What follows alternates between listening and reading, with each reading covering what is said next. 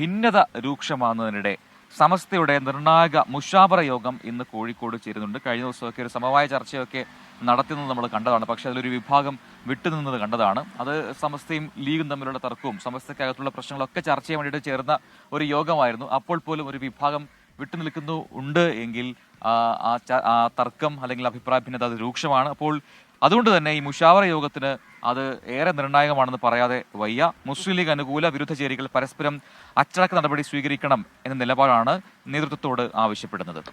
വീണ്ടും മിഥില ബാലനാണ് ചേരുന്നത്. Mithila, good morning again.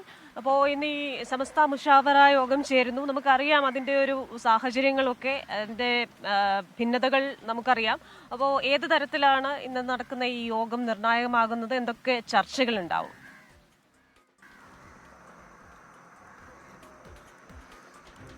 Good morning Prajin, Christina. കാരണം ഇന്നത്തെ ഒരു യോഗം സൂചിപ്പിച്ചതുപോലെ തന്നെ നിർണായകമായ ഒരു യോഗമാണ്.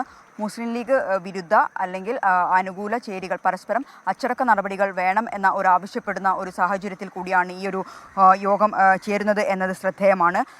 ആദർശ സംരക്ഷണ സമിതി രൂപീകരിച്ചവർക്കെതിരെ നടപടി വേണമെന്ന് ഔദ്യോഗിക വിഭാഗം ആവശ്യപ്പെടുന്നുണ്ട്. അതേസമയം തന്നെ കഴിഞ്ഞ ദിവസം ഏറെ പ്രതീക്ഷയോടെ ചേർന്ന ഒരു സമവായ യോഗമായിരുന്നു പാണക്കാട് മലപ്പുറത്തുണ്ടായിരുന്നത്. ആ യോഗത്തിൽ പങ്കെടുക്കാത്തവർക്കെതിരെ നടപടി വേണമെന്നും ആവശ്യപ്പെടുന്നുണ്ട്.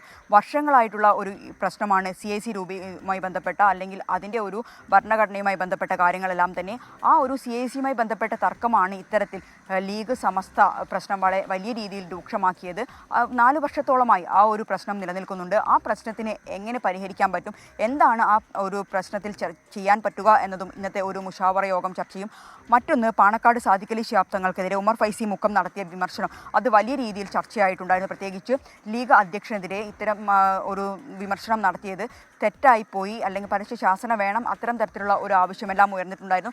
എന്തുതന്നെയായാലും ഉമർ ഫൈസി മുക്കം ഇതുമായി ബന്ധപ്പെട്ട ഒരു വിശദീകരണം സമസ്ത നേതൃത്വത്തിന് നൽകിയിട്ടുണ്ടായിരുന്നു. ആ നൽകിയ വിശദീകരണവും ഇന്നത്തെ ഒരു മുഷാവറ യോഗത്തിൽ ചർച്ചയാകും. ഇത്തരം സാഹചര്യങ്ങളെല്ലാം വെച്ചുകൊണ്ട് തന്നെ അതിനിർണായകമായ ഒരു മുഷാവറ യോഗം തന്നെയാണ് ഇന്ന് ചേരുന്നത്. ക്രിസ്റ്റീന, പ്രജിൻ. ശരി, മിഥില ബാലനാണ് കോഴിക്കോട് നിന്ന് വിവരങ്ങൾ നൽകിയത്.